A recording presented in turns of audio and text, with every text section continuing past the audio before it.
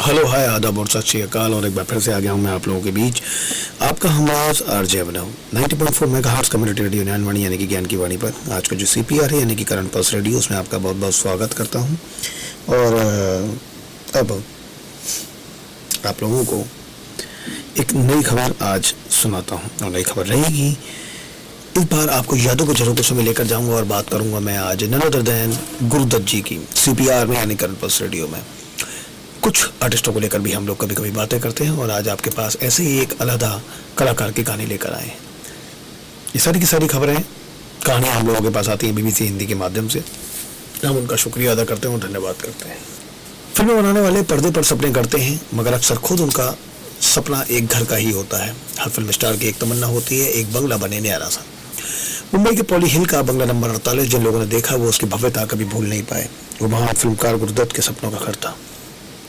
गुरु और गीता दत्त का आलीशान ऐशो आराम वाला बंगला नंबर 48। लेकिन ये बंगला घर ना बन सका, और फिर जितनी शिद्दत से गुरुदत्त ने यह बंगला बनवाया था, उतने ही जुनून से एक दोपहर को इसका विध्वंस भी कर दिया था। कहानी को आगे बढ़ा रहा हूँ, बने रहिए मेरे साथ। गुरुदत्त पर अपनी किताब लिखते वक्त उनकी बेमिसाल फिल्मों के साथ साथ उनकी जिंदगी के इस पहलू ने मुझे सबसे ज्यादा सोच में डाला था। बंगले की ये कहानी गुरुदत्त के जीवन की भी दास्तान है। ये फिल्म इतिहासकार यासिर उस्मान का एक लेख है जो मैं आप लोगों के पास लेकर आया हूँ। 1950 के दशक में मुंबई तब बंबई था कि बांद्रा पश्चिम में पॉली हिल घने पेड़ों वाला इलाका था। ढलवा पहाड़ी पर स्थित होने की वजह से इसका नाम पॉली हिल पड़ा था। उस दौर के पॉली हिल में ज्यादातर लोग कॉटेज या बंगलों में रहते थे। बंगलों के मालिक शुरू में ब्रिटिश, पारसी और कैथलिक लोग थे। बाद में दिलीप कुमार, देवानंद और मीना कुमारी जैसे हिंदी फिल्म स्टार्स ने वहां रहना शुरू कर दिया था। वक्त बीतने के साथ साथ पॉली हिल एक प्रभावशाली और महंगे इलाके में विकसित हो गया। इन सबसे दूर 1925 में बंगलोर के पास पन्नमबुर में जन्मे गुरुदत्त पादुकोण का बचपन कठिन अधिक संघर्ष में बीता। परेशानियां को मानो कोई अंत ही नहीं था। उनकी छोटी बहन ललिता लाजमी ने मुझे बताया था कि पूरे बचपन हमारे पास कोई ढंग का घर नहीं था। हमारा बड़ा परिवार संसाधनों की कमी से लगातार जूझता रहता। आर्थिक रूप से वो जिंदगी काफी कठिन थी। देवानंद का घर और गुरुदत्त का सपना, उस समय घर के बारे में सोचना तक गुरुदत्त के लिए दूर का सपना लगता था। कलकत्ता, अल्मोड़ा और पूना में शुरुआती जीवन के साल बिताने के बाद किस्मत उन्हें खींचकर मुंबई ले आई थी। यहाँ गुरुदत्त की मुलाकात हुई अपने दोस्त एक्टर देवानंद से। उनकी दोस्ती कुछ साल पहले पूना के प्रभात स्टूडियो में हुई थी, जब भी देव भी फिल्मों में काम करने के लिए स्ट्रगल कर रहे थे। देवानंद ने अपनी आत्मकथा रोमांसिंग विद लाइफ में लिखा, हमने एक दूसरे से वादा किया था कि जिस दिन मैं प्रोड्यूसर बनूंगा मैं गुरु को बतौर डायरेक्टर लूंगा, और जिस दिन वो किसी फिल्म का डायरेक्शन करेंगे वो मुझे हीरो कास्ट करेंगे। देवानंद को अपना वादा याद रहा। गुरुदत्त पर दांव लगाकर उन्होंने अपनी फिल्म बाजी का निर्देशन उन्हें दिया। ये गुरु की पहली फिल्म थी। फिल्म स्टार देवानंद का खूबसूरत घर पॉली हिल में था। फिल्म बनाने के दौरान गुरुदत्त अक्सर देव के पॉली हिल बंगले में आने जाने लगे। गुरुदत्त पर अपनी किताब गुरुदत्त एंड अनफिनिश्ड स्टोरी की रिसर्च के समय गुरुदत्त की बहन और मशहूर आर्टिस्ट ललिता लाजमी ने मुझे बताया था कि वो देवानंद के बंगले की बार बार बेहद तारीफ करते थे। हम बैठकर उनकी बातें बड़े चाव से सुनते थे। वो कहते थे घर तो ऐसा ही होना चाहिए। अपना घर होने की ललक हम सबके अंदर थी, क्योंकि घर कभी था ही नहीं। देवानंद के घर आने जाने के दौरान ही गुरु ने दिल में हसरत पाल ली थी कि अगर जिंदगी ने मौका दिया तो वो पॉली हिल में ही अपना बंगला बनवाएंगे। वो उनके सपनों का घर होगा। मैं तुम्हारे भाई से शादी करने जा रही हूँ, हम मिलकर अपना घर बनाएंगे। इसी फिल्म ने बंगले की हसरत दी, और फिल्म बाजी के निर्माण के दौरान प्यार ने भी दस्तक दी। स्ट्रगलिंग निर्देशक गुरुदत्त और उस जमाने की star playback singer Geeta Roy को एक दूसरे से प्यार हो गया। गुरु का परिवार भी गीता पर जान छिड़कता था। गुरुदत्त की बहन ललिता लाजमी ने मुझे बताया, गीता स्टार थी लेकिन सादगी पसंद थी। हमारी दोस्ती हो गई थी। वो मेरे बहुत करीब थी। वो अपने परिवार के साथ एक बंगले में रहती थी जिसका नाम अमिया कुटीर था। मुझे याद है एक रात अपने बंगले की बालकनी में खड़े होकर गीता ने मुझे बताया था, मैं तुम्हारे भाई से शादी करने जा रही हूँ, हम मिलकर अपना घर बनाएंगे। 26 मई 1953 को दोनों की शादी हुई। शादी के वक्त भी गीता रॉय गुरुदत्त से ज्यादा लोकप्रिय थी। प्यार में डूबी स्टार सिंगर गीता रॉय ने अपना नाम बदलकर गीता दत्त कर लिया था। हालांकि जैसे जैसे जिंदगी आगे बढ़ी उन्हें एहसास हुआ कि बदलाव महज उनके नाम में ही नहीं हुआ था, उनके जीवन में भी बहुत कुछ बदल चुका था। गुरुदत्त चाहते थे कि गीता अब सिर्फ उनकी फिल्मों में ही गाएं। गुरु का करियर भी बेहद तेजी से ऊपर गया। आर पार में स्टैंड मिसेस 55 और फिर प्यासा की कामयाबी ने कुछ ही साल में उनकी गिनती हिंदी सिनेमा के कामयाब फिल्मकारों में होने लग गई थी। जबकि गीता का करियर शादी के बाद थम सा गया था।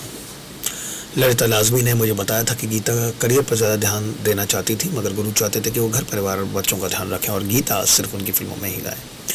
गीता को ये बात चुभती थी, दोनों में इस बात पर झगड़े होते रहे, लेकिन शुरुआत में दोनों उससे सुलझा भी लेते थे। जब ख्वाब हकीकत बन गया,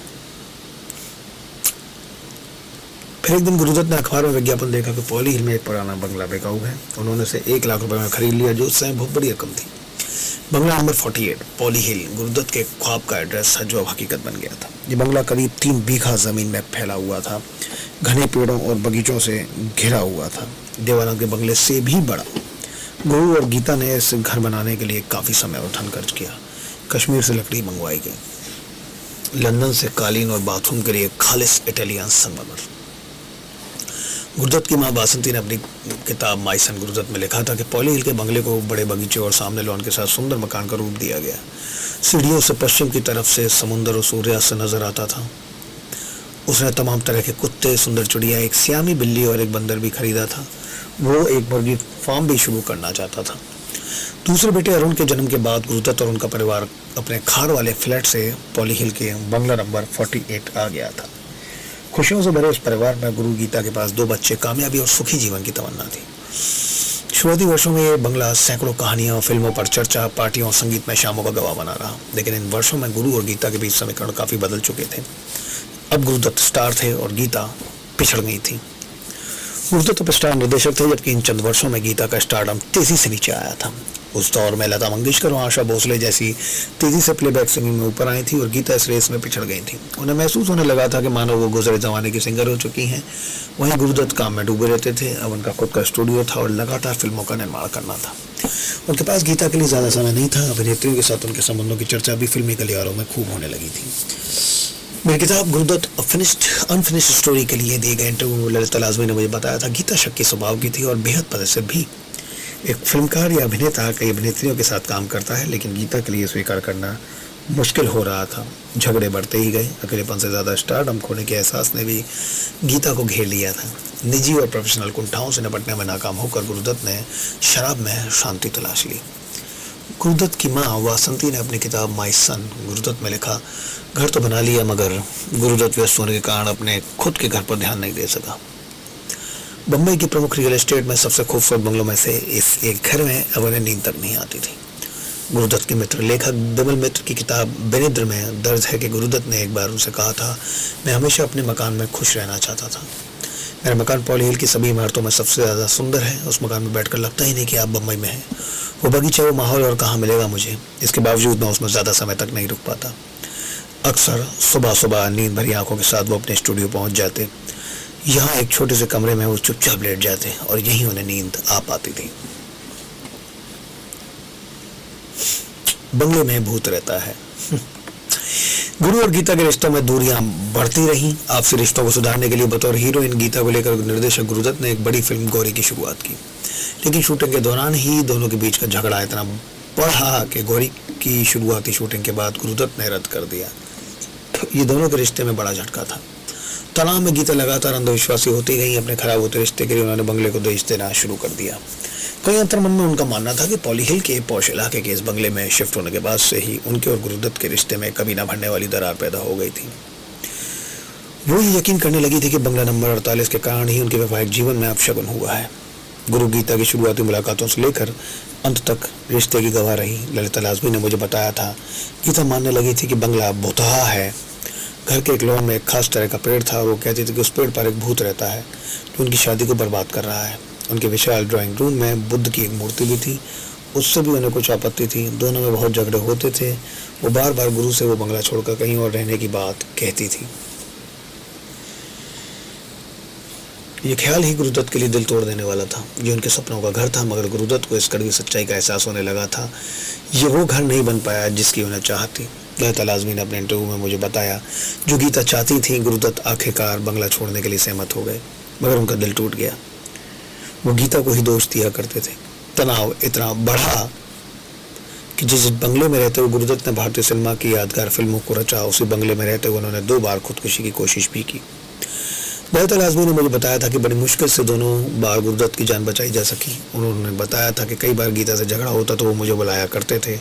मैं आधी रात को भागकर उनके पास पहुंच जाती, मगर वो चुपचाप बैठे रहते थे। मुझे लगता है कि वो कुछ कहना चाहते हैं, लेकिन वो बस खामोश बैठे रहते थे। कभी कुछ नहीं कहा, कभी भी नहीं। 2 बार खुदकुशी की कोशिश करने वाले इंसान ने इसके बारे में कभी परिवार से बात तक नहीं की थी। हर साल 1963 में अपने जन्मदिन पर गुरुदत्त ने एक अजीब निर्णय लिया। बंगले को तोड़ने दो, मैंने ही उनसे कहा है। उस दोपहर गीता बंगले में सो रही थी जब उन्हें कुछ शोर से सुनाई दिया। उन्होंने देखा कुछ मजदूर बंगले की दीवार तोड़ रहे थे। उन्होंने तुरंत गुरुदत्त को स्टूडियो में फ़ोन किया। गुरुदत्त ने गीता को बताया, उन्हें तोड़ने दो गीता, मैंने ही उनसे कहा है। हम कुछ दिन होटल में रहेंगे, मैंने एक कमरा पहले ही बुक कर लिया है। गीता और उनके बच्चों ने सोचा था कि गुरु शायद कुछ कंस्ट्रक्शंस का काम करा रहे हैं और पूरा होते ही वो सब वापस बंगले में आ जाएंगे। गुरुदत्त ने यह सब इतनी बेफिक्री से बोला जैसे किसी फिल्म की शूटिंग पूरी हो जाने के बाद उसका सेट गिराया जा रहा हो। इस बार ये सेट फिल्मी नहीं था, वो बंगला ढहाया जा रहा था जिसके घर बनने का ख्वाब उन्होंने देखा था। कुछ ही दिन में बंगला नंबर 48 जमींदोज कर दिया गया। बंगले के मलबे में कमरों की दीवारें थीं, टूटा हुआ नीला संगमरमर था, बिखरी हुई लकड़ियां और प्लास्टर के टुकड़े थे, मगर इनके साथ साथ एक सपने के टूटे हुए टुकड़े भी थे। गुरुदत्त की बहन ललिता लाजमी ने मुझे बताया था, मुझे याद है उस दिन उनका जन्मदिन था। वो उस बंगले से प्यार करते थे और जब उसे गिराया गया तो न जाने उनके दिल पर क्या बीती होगी। किताब बिनिद्र में दर्ज है कि उन्होंने अपने दोस्त और साहिब बीबी और गुलाम के लेखक बिमल मित्र से कहा था कि उन्होंने अपना बंगला पत्नी गीता की वजह से तोड़वाया। बंगला नंबर 48 के ढहने के बाद गुरुदत्त का जीवन और परिवार की खुशियां भी हर गुजरते दिन के साथ ढहती चली गईं। क्या हुआ ये बताता हूँ अगले अंक में। मिलते रहिए मेरे साथ CPR पर।